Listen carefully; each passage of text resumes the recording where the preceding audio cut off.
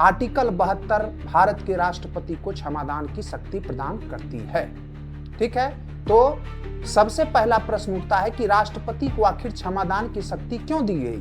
कि न्यायपालिका भी इंसान के द्वारा ही न संचालित होती है और आप सबको पता है कि मानव गलतियों का पुतला होता है। अतः साक्ष्यों और कठोर कानूनों के आधार पर, कठोर कानूनी व्याख्या के आधार पर गलती की गुंजाइश होती है और ऐसी स्थिति में भारत की न्याय व्यवस्था का मूल आधार यह है कि भले ही हजारों अपराधी क्यों ना छूट जाए परंतु किसी भी निर्दोष को सजा नहीं होनी चाहिए। नमस्कार साथियों, कैसे हैं आप सभी लोग?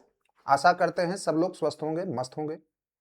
यदि आप यूपीएससी की तैयारी करते हैं, बीपीएससी की तैयारी करते हैं, शिक्षक भर्ती परीक्षा की तैयारी करते हैं या फिर बिहार दरोगा की तैयारी करते हैं, यदि आपका भी सपना है सरकारी बाबू बनकर देश की सेवा करना, समाज की सेवा करना, तो सुमित सर ऑफिशियल के इस यूट्यूब चैनल को लाइक, शेयर और सब्सक्राइब जरूर कर लीजिएगा। मित्रों, आज हम लोग चर्चा करने जा रहे हैं भारतीय संविधान में क्षमादान की शक्ति के ऊपर।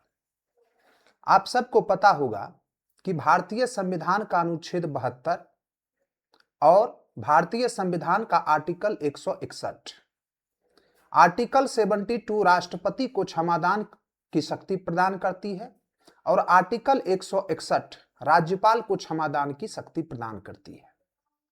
आप सबको हम पढ़ा चुके हैं कि भारत की जो राजनीतिक व्यवस्था है, भारत की राजनीतिक व्यवस्था में शासन के कुल 3 अंग हमने आपको पढ़ाए हुए हैं, है ना? शासन के 3 अंग। और ये शासन के 3 अंग कौन कौन से हैं? तो कहना है सर कि एक अंग है विधायिका जिसको हम लेजिस्लेशन कहते हैं, दूसरा है कार्यपालिका जिसको एग्जीक्यूटिव कहते हैं और तीसरा है न्यायपालिका जिसको हम लोग जुडिशियरी कहते हैं। शासन के ये तीनों अंग लोकतांत्रिक व्यवस्था में आमतौर पर पृथक पृथक काम करते हैं। विधायिका सिर्फ कानून बनाने का काम करती है, कार्यपालिका कानूनों को लागू करने का काम करती है और न्यायपालिका कानून की रक्षा करने का काम करती है। परंतु एक चीज ध्यान रखिएगा कि भारत की राजनीतिक व्यवस्था में और दुनिया की राजनीतिक व्यवस्था में कार्यपालिका के जो प्रमुख होते हैं या फिर राष्ट्र के जो राष्ट्राध्यक्ष होते हैं उनको क्षमादान की शक्ति प्रदान की जाती है ताकि न्यायपालिका के द्वारा यदि किसी भी प्रकार के न्याय देने में किसी भी प्रकार की त्रुटि होती है तो उस न्यायिक त्रुटि को सुधारने के लिए, उस न्यायिक भूल को सुधारने के उद्देश्य से कार्यपालिका के प्रमुख को न्याय करने की शक्ति दी जाती है, क्षमादान की शक्ति दी जाती है। भारत की जो न्याय व्यवस्था है आपको पता है, वो यह कहती है कि भले ही हजारों अपराधी क्यों ना छूट जाएं परंतु किसी भी निर्दोष को सजा नहीं होनी चाहिए। और इसी सिद्धांत के आलोक में आर्टिकल 72 भारत के राष्ट्रपति को क्षमादान की शक्ति प्रदान करती है। ठीक है, तो सबसे पहला प्रश्न उठता है कि राष्ट्रपति को आखिर क्षमादान की शक्ति क्यों दी गई?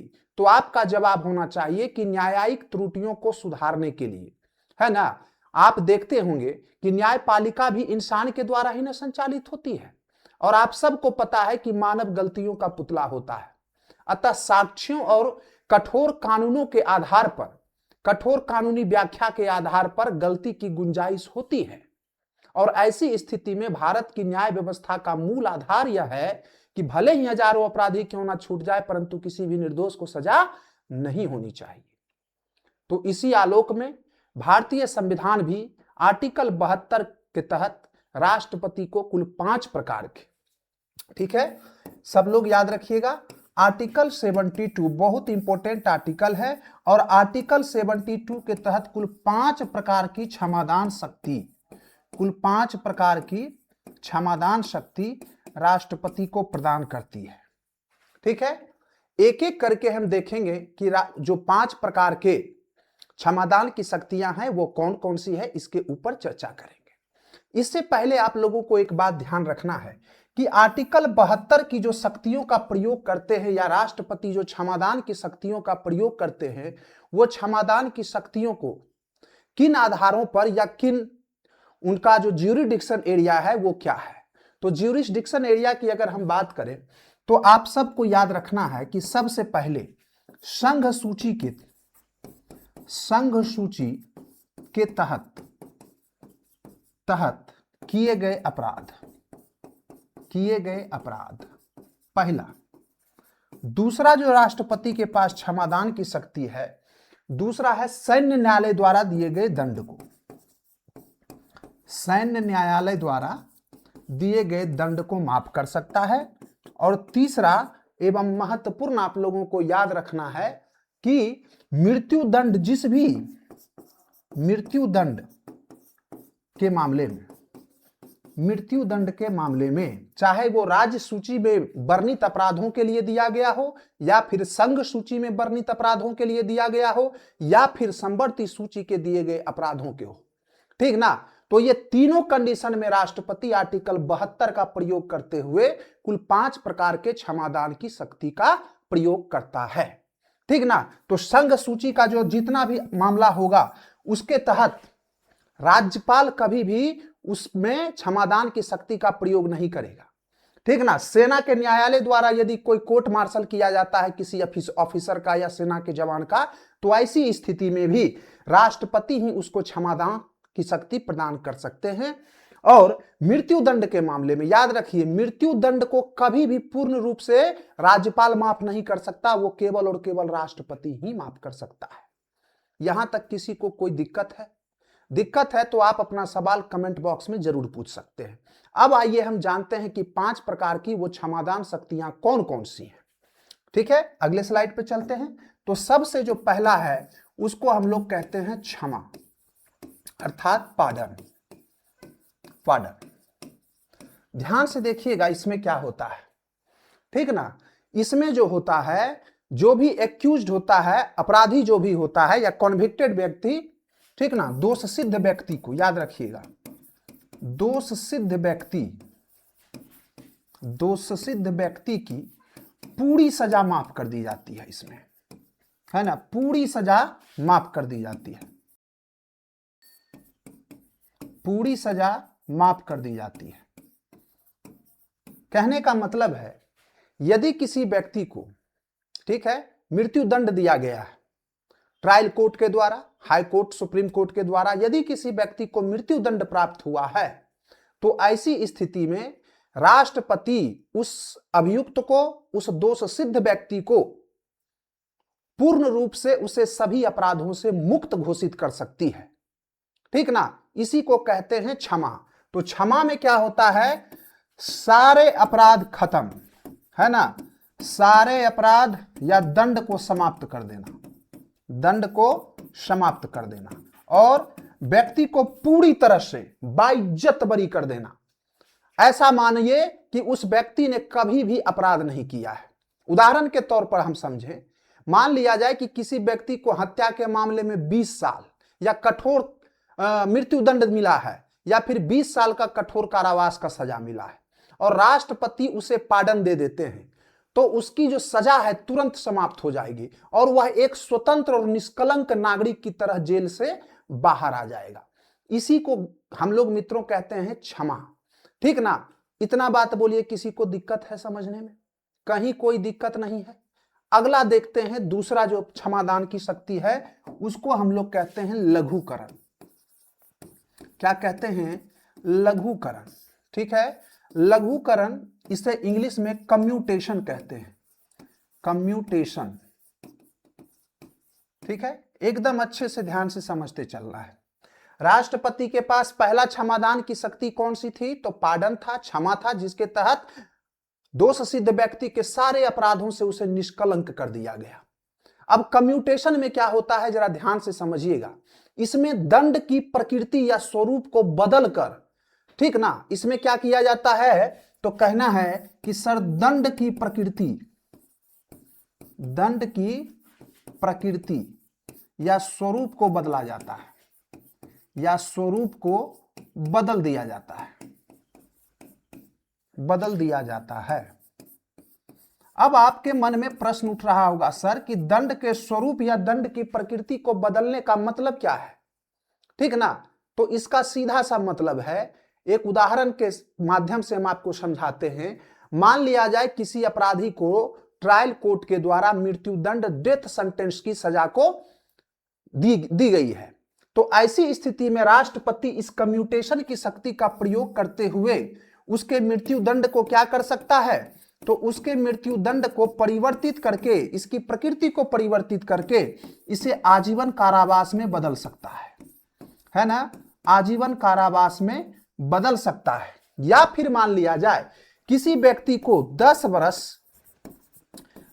वर्ष सश्रम कारावास मिला है। सश्रम कारावास का मतलब है बाबू कि जेल जब आप जाइएगा ना, तो जेल में आपको काम करना पड़ेगा, ठीक ना, पत्थर भी तोड़ना पड़ेगा, है ना, वहां आपको खाना भी बनाना पड़ सकता है, या अन्य भी कोई भी जो जेल में काम होगा वो करना पड़ सकता है। तो सश्रम कारावास जब किसी व्यक्ति को सुनाया जाए 10 वर्ष, तो ऐसी स्थिति में उसके सजा को बदलकर, इसके सजा की प्रकृति को बदलकर यहां पे क्या किया जाता है, तो इसे 10 वर्ष सादा कारावास दिया जा सकता है। सादा कारावास, सादा कारावास कहने का मतलब है कि उस व्यक्ति को अब जेल में किसी भी प्रकार का कोई श्रम करना नहीं है, काम करने की जरूरत नहीं है। अब आराम से जेल में क्या कीजिए, बिस्तर लगाइए, सोइए, घूमिए फिरिए, खाइए पिए, कोई दिक्कत नहीं है। लेकिन यदि आपको रिग्रेस पनिशमेंट हुआ है, तो रिग्रेस पनिशमेंट के तहत आपको क्या करना पड़ेगा, तो जेल में काम करना पड़ेगा। हालांकि जब जेल में आप काम कीजिएगा तो उसके बदले में आपको मेहनताना भी दिया जाएगा, है ना। इसीलिए जो लोग लंबी सजा काटते हैं जेल में, अक्सर उनको सश्रम कारावास ही सुनाया जाता है। तो यहां पे क्या हो रहा है, लघुकरण में, कम्यूटेशन में जो सजा की प्रकृति है, उस प्रकृति को ही हम बदल दे रहे हैं।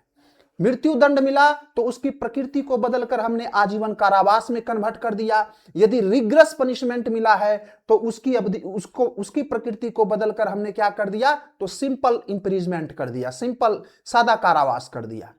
यहां तक बोलिए किसी को कोई दिक्कत है? मामला पूरी तरह से समझ में आ रहा है कि नहीं आ रहा?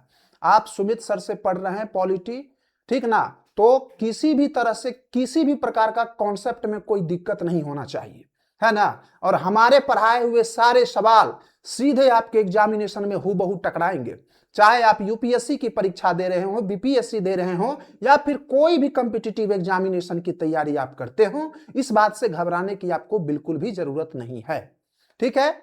आइए, राष्ट्रपति का जो तीसरा क्षमादान का शक्ति है, जिसको हम लोग क्या कहते हैं मेरे प्यारे लाल लालियों, तो इसको हम लोग कहते हैं परिहार, ठीक ना, परिहार।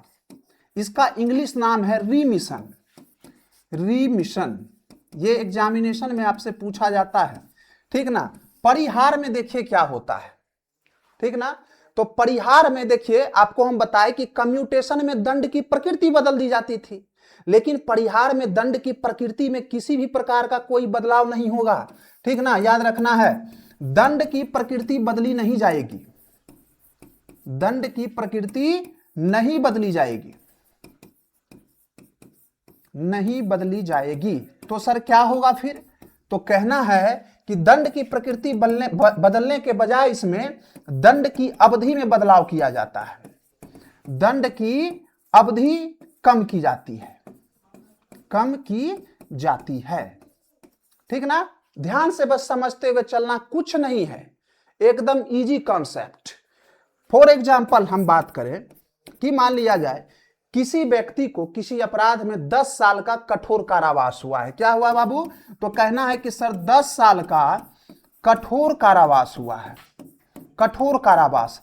तो ऐसी स्थिति में जब राष्ट्रपति परिहार की शक्तियों का प्रयोग करेंगे तो यह 10 साल का जो कठोर कारावास का सजा है, इस कठोर कारावास के सजा को बदलकर क्या कर दिया जाएगा मेरे प्यारे मित्रों, तो 5 वर्ष का कठोर कारावास, 5 वर्ष का कठोर कारावास। इसमें देखिए दंड की प्रकृति बदली गई, यहां भी कठोर कारावास था, यहां भी कठोर कारावास ही मिला, केवल दंड की अवधि कम कर दी गई।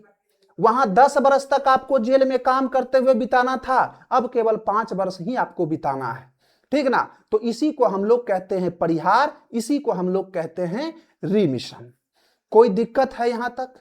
अगला चलते हैं राष्ट्रपति का चौथा क्षमादान शक्ति, ठीक है। चौथा क्षमादान शक्ति, चौथा क्षमादान शक्ति है रेस्पाइट, जिसको हम लोग विराम कहते हैं। क्या कहते हैं प्यारे मित्रों? तो कहना है कि सर विराम कहते हैं, ठीक ना, रेस्पाइट। ध्यान से देखिएगा इसको, इसमें क्या होता है जरा फोकस कीजिए। विराम में मान लिया जाए कि कोई विशेष या असाधारण परिस्थिति ऐसी उत्पन्न हो गई है, ठीक ना, स्पेशल ग्राउंड ऐसी उत्पन्न हो गई है जिसके कारण किसी दोषी को जो सजा मिली है उसके मूल सजा के निष्पादन पर अस्थायी रोक लगाना, ठीक ना। जब हम अस्थायी रोक लगाते हैं या उसकी सजा को कम करते हैं कुछ विशेष परिस्थितियों के कारण, तो इसे ही हम विराम कहते हैं। आपके मन में प्रश्न उठेगा कि सर बात समझ में नहीं आई अच्छे से, तो इसको हम एक उदाहरण के माध्यम से समझाने का प्रयास करेंगे। मान लिया जाए कोई महिला है, ठीक, और महिला को न्यायालय के द्वारा क्या कर दिया गया, तो उसे दोष सिद्ध माना गया।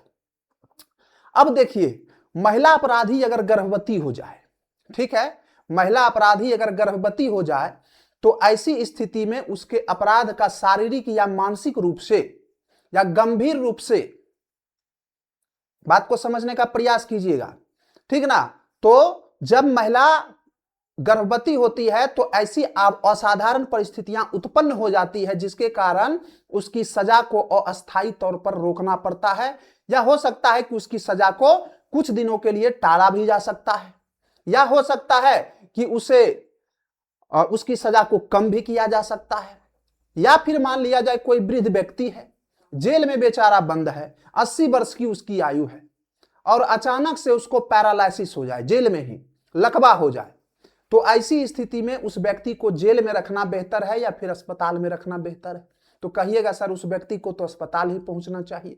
तो ऐसी स्थितियों में भारत के राष्ट्रपति इस विराम का प्रयोग करते हैं, ठीक ना। तो विराम में क्या होता है, तो विशेष परिस्थितियों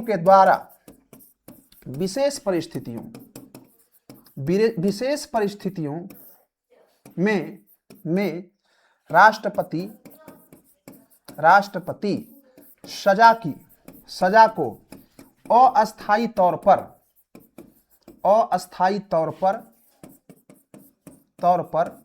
रोक सकते हैं या उसकी सजा कम कर सकते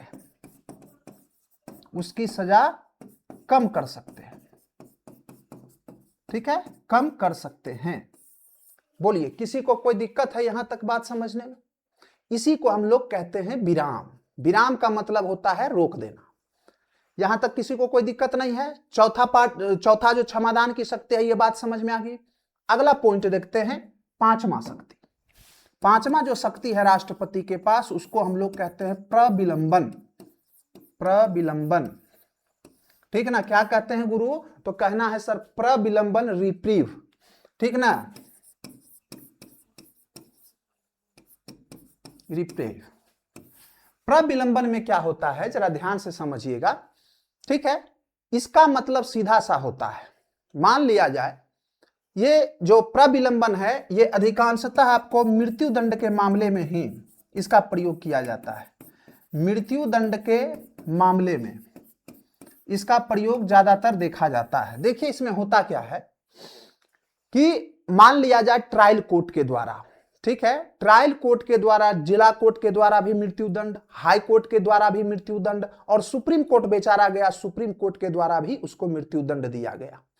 तो जब उसको मृत्यु दंड दे दिया गया, ठीक है, तो ऐसी स्थिति में अब मान लिया जाए उसको 10 दिन बाद या 20 दिन बाद उसको फांसी होनी है, परंतु उस व्यक्ति को मर्सी पिटीशन डालने का अधिकार है कि नहीं?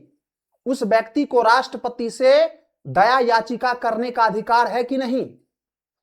जब तक राष्ट्रपति उसके दया याचिका पर, उसके मर्सी पिटीशन पर विचार करेंगे, तब तक उसकी सजा पर अस्थायी रोक रहेगी। कहने का मतलब है कि माननीय न्यायालय ने कहा कि 20 दिन में इस व्यक्ति को फांसी पे टांग दो, है ना। जब ऐसा न्यायालय द्वारा आदेश दिया गया तो वो व्यक्ति या वो उस व्यक्ति का जो वकील होगा वो तुरंत राष्ट्रपति के पास मर्सी पिटीशन फाइल करेगा।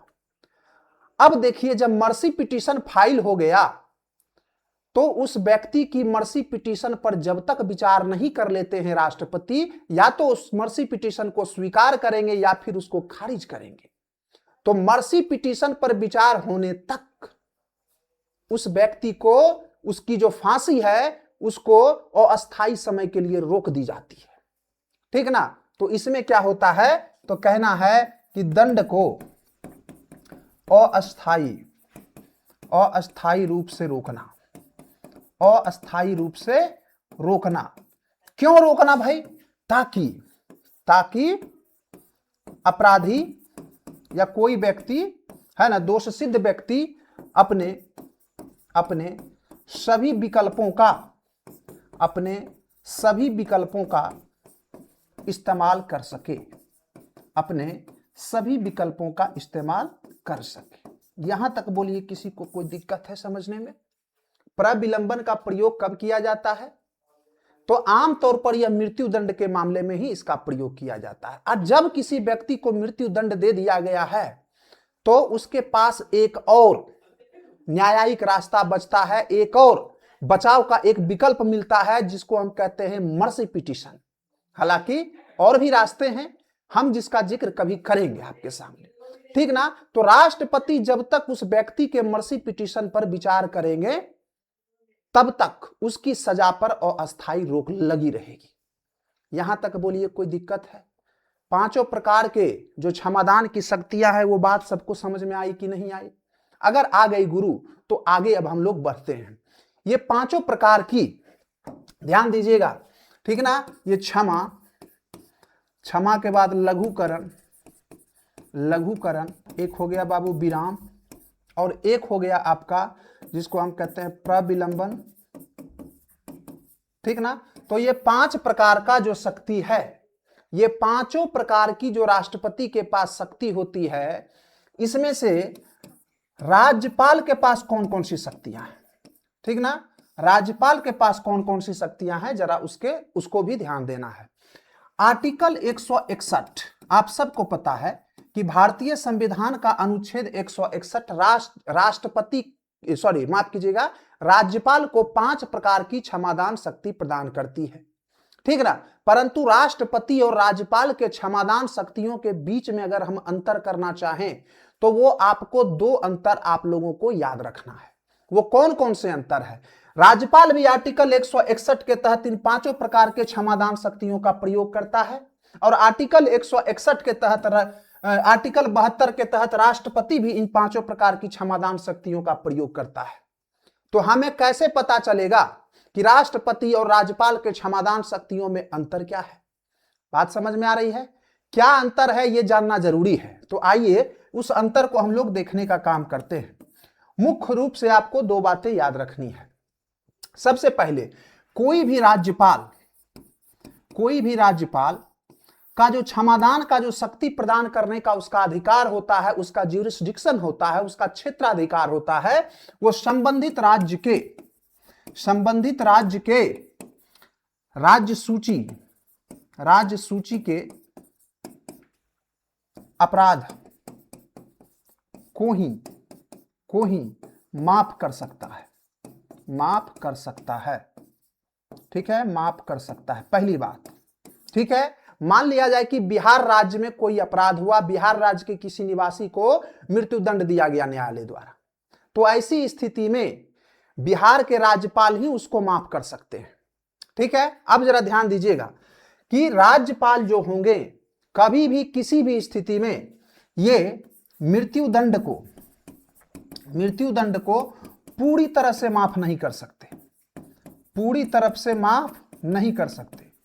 माफ नहीं कर सकते। हाँ, ये हो सकता है कि ये मृत्युदंड को आजीवन कारावास में बदल दे, लेकिन राष्ट्रपति पूरी तरह से आपको सारे अपराधों से मुक्त करके आपको एकदम निष्कलंक बना देगा, लेकिन राज्यपाल को ऐसा अधिकार नहीं है। इसके साथ ही साथ राज्यपाल कभी भी सैन्य न्यायालय के द्वारा दिए गए दंड को माफ नहीं कर सकता,